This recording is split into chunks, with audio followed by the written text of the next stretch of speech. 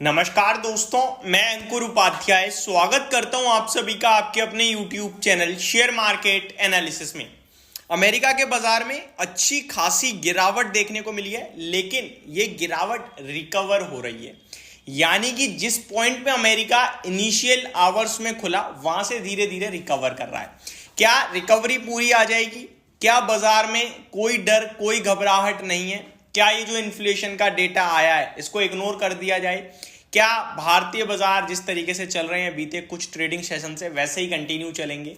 क्या है हकीकत और क्या हमें करना चाहिए? इस वीडियो में इसी के बारे में आप सभी के साथ डिटेल में डिस्कस करूंगा। ट्रस्ट मी, जो भी सवाल होगा ना इस वीडियो में आपको जवाब मिल जाएगा, मार्केट से रिलेटेड BTST के रूप में अगर होगा तो। अब पहले मैं आपको अपडेट देना चाहता हूं दुनिया भर के बाजारों पे। शुरुआत करते हैं अमेरिका। 332 पॉइंट नीचे डाउ जोन्स ट्रेड कर रहा है, जो थोड़ी देर पहले 500 पॉइंट नीचे था। 170 पॉइंट रिकवर कर गया है। नेस्डैक इंडेक्स 141 पॉइंट नीचे और ऑलमोस्ट 1% नीचे है, सेम डाउ जोन्स भी। S&P 500 0.78% डाउन है और रसल 2000 में बड़ी गिरावट है 2% की। विक्स अमेरिका का 4% ऊपर है, तो अमेरिका तो भैया खराब दिख रहा है। क्यों खराब है? इन्फ्लेशन के डेटा के चलते। इन्फ्लेशन के डेटा को ऑलरेडी आप सभी के साथ डिस्कस कर चुका हूं। शॉर्ट में बता दूं, 3.4% का इन्फ्लेशन आएगा ये बाजार मान रहा था, लेकिन आया उससे बढ़कर 3.5% पे, जिसकी वजह से बाजार गिर रहा है। क्योंकि मार्केट इस समय इन्फ्लेशन को बढ़ता बिल्कुल भी नहीं देख सकता है। इसके चलते रेट कट की उम्मीदें घट जाएंगी, जो कि बाजार को बिल्कुल पसंद नहीं आएगा। अगर बात करूं यूरोपियन मार्केट्स की, तो फिटसी आपके लिए 22 पॉइंट ऊपर है, बिल्कुल फ्लैट, तो कुछ खास नहीं। डेक्स में भी सिमिलर फ्लैट है और कैक भी बिल्कुल फ्लैट है। एशिया पैसिफिक निकाई आधे % फिर गिर गया है। शंघाई में 1% एग्जैक्टली 1% नीचे है शंघाई, लेकिन हैंगसेंग अपनी तूफानी रफ्तार से भाग रहा है, 2% ऊपर है। अब मैं आपके साथ कुछ इंपॉर्टेंट एनालिसिस करता हूं। देखिए, ये जो बाजार है ना, ये ऐसा बाजार हो चुका है इस समय जहां पे हर एक व्यक्ति को डर लग रहा है फ्रेश बनाने में पोजीशन, क्योंकि उसे भी दिख रहा है डेटा खराब आया है आज।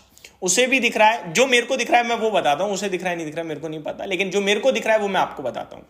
मेरे लिए डेटा आज खराब आया है।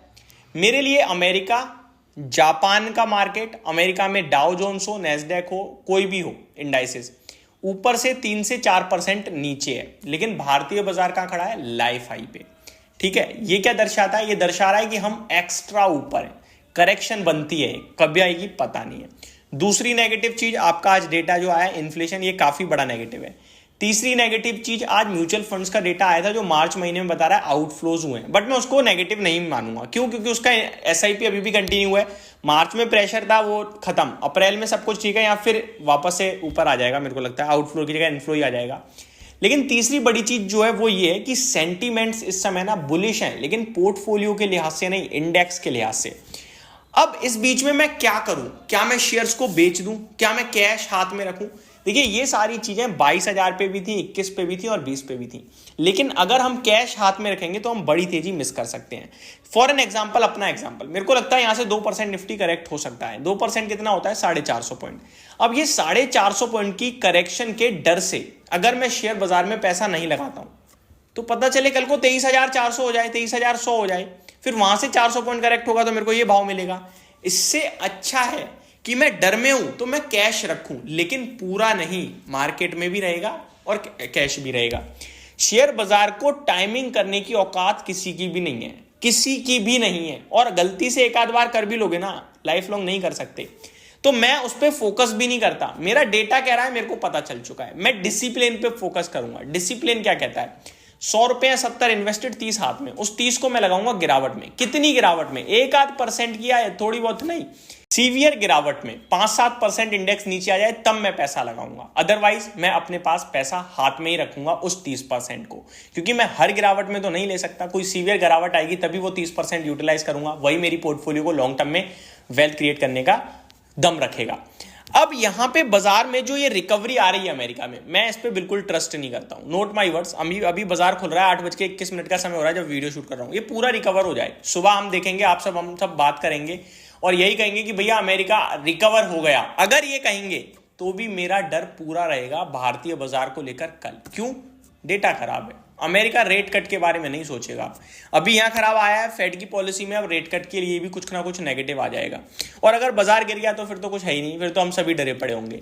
लेकिन एक चीज और बताना चाहूंगा, आज की गिरावट हमारे ऊपर बिल्कुल इंपैक्ट नहीं डालेगी। कल हमारी छुट्टी है, हम बंद हैं। कल शाम को अमेरिका जो ट्रेड करेगा उस पर हम लोग रिएक्शन देंगे। बट एक चीज आपको और बता दूं, डाउ जोन्स का लाइफ आई है 39,890 का, राउंड फिगर कर लेते हैं 38,900 का, सॉरी 39,900 का, यानी 40,000 मान लेते हैं। अमेरिका 38,525 पे ट्रेड कर रहा है, ऊपर से ऑलमोस्ट 1400 पॉइंट नीचे है। पता है आपको ये कितना होता है? ये होता है 3.5%।